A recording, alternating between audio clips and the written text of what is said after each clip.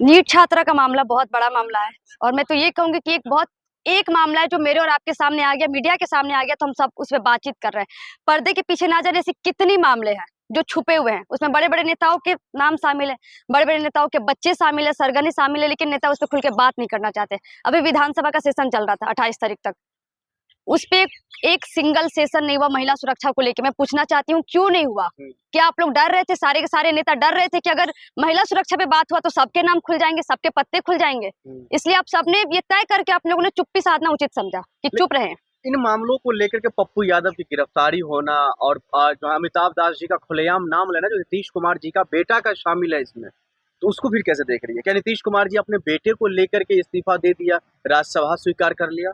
बिल्कुल हो सकता है कि उनको डराया धमकाया गया होगा कि तुम्हारे बेटे का सीडी है हमारे पास, तुम्हारे बेटे का फोटो वीडियो क्लिप है हमारे साथ, तो उसके दबाव में आके उन्होंने दिया होगा।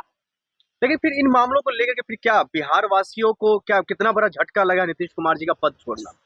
हम बिहार वासियों के साथ धोखा हुआ है, महिलाओं के साथ धोखा हुआ है, हम पूरी की पूरी जनता के साथ धोखा हुआ है, जिन्होंने आप पे भरोसा करके आपको अपना मुख्यमंत्री चुना और आप इन दलालों के हाथों बिक गए।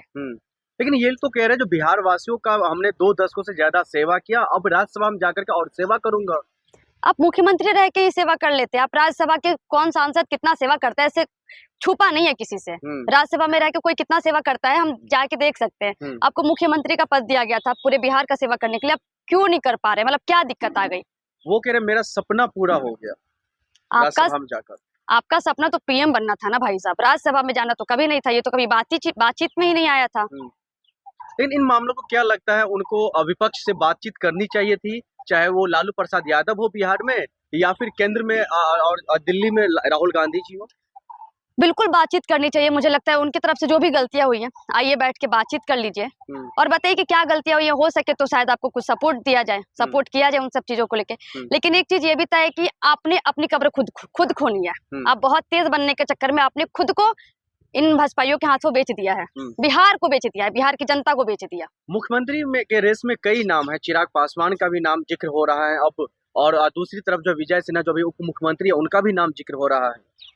बहुत मतलब आगे आने वाला जो समय है बिहार के लिए बहुत ही दुर्भाग्यपूर्ण होने वाला है कि हम ऐसे नाम पे डिस्कशन कर रहे हैं। चिराग पासवान, विजय सिंह, सम्राट चौधरी, मतलब ऐसे ये लोग जो कि खुद एक क्रिमिनल है। मतलब कुल मिला के कि हमारा बिहार एक क्रिमिनल के हाथों में सौंप दिया जाएगा, भाजपाइयों के हाथ में सौंप दिया जाएगा। किस तरीका का बात कर रही मैडम? बिहार एक टाइम में जंगल राज था, नीतीश कुमार के शासन में देखिए बिहार कितना खुशहाल हुआ।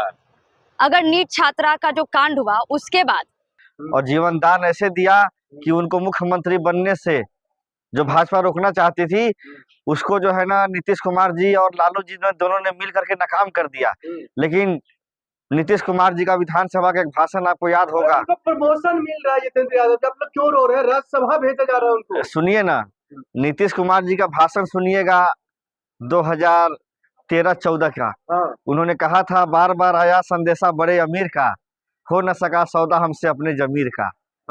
विधानसभा में नीतीश कुमार ने कहा था ये बात कि नरेंद्र मोदी की सरकार ने हमसे सौदा किया लेकिन हमारा जमीर और हमारा ईमान नहीं बिक सकता है, इसलिए उन्होंने कहा बार बार आया संदेशा बड़े अमीर का, हो न सका सौदा हमसे अपने जमीर का। आज नीतीश कुमार जी ने अपने जमीर को बेच डाला है। आज नीतीश कुमार जी जो है हिंदुस्तान की बिहार जैसी धरती, जिस धरती ने महात्मा बुद्ध जैसे अवतार को जन्म दिया, गुरु नानक देव जी महाराज को जन्म दिया, महात्मा गांधी जी को महात्मा बनाने का कोई काम किया तो वो चंपारण की धरती ने किया। बिहार को या मुख्यमंत्री साहब को क्यों बदनाम करो? उनको प्रमोशन मिला है, उनको एक मुख्यमंत्री से राज्यसभा भेजा जा रहा है, उनका सपना पूरा हो रहा है। देखिए नीतीश कुमार जी के नाम पर वोट मांगा गया बिहार में कि नीतीश कुमार जी को मुख्यमंत्री बनाया जाएगा, इसीलिए हम वोट मांगते हैं आपसे। और 10-10 हजार रुपए का जो विजन था वो नीतीश कुमार का विजन था, ये बीजेपी का विजन नहीं था। जीविका जो लाया गया था वो नीतीश कुमार लाए थे। नीतीश कुमार, बीजेपी, मोदी जी, अमित शाह जी, नितिन नवीन जी सब तो एक ही है। नहीं, नीतीश कुमार का विचारधारा और बीजेपी का विचारधारा में जमीन आसमान का फर्क है। रहते जरूर हैं एक जगह पे, लेकिन नीतीश कुमार एक सेकुलर लीडर के रूप में कहे जाते हैं और भारतीय जनता पार्टी कट्टरवादी जो है कही जाती है, और नीतीश कुमार दलित, पिछड़ा और ओबीसी के नेता माने जाते हैं और भाजपा जो है फॉरवर्ड का नेता माना जाता है। यानी कि एक चीज जानिए, नीतीश कुमार अगर बिहार के मुख्यमंत्री नहीं होंगे तो बिहार की सरकार नहीं चलेगी और बिहार की सरकार गिर जाएगी। और बिहार में आपको बता देता हूँ हालात ऐसे हो जाएंगे कि इमरजेंसी जैसे हालात हो जाएंगे, क्योंकि आज के डेट में मैं बता रहा हूँ आपको 40% जो भाजपा ने नीतीश कुमार के विधायक को अपने पाले में खरीद लिया है।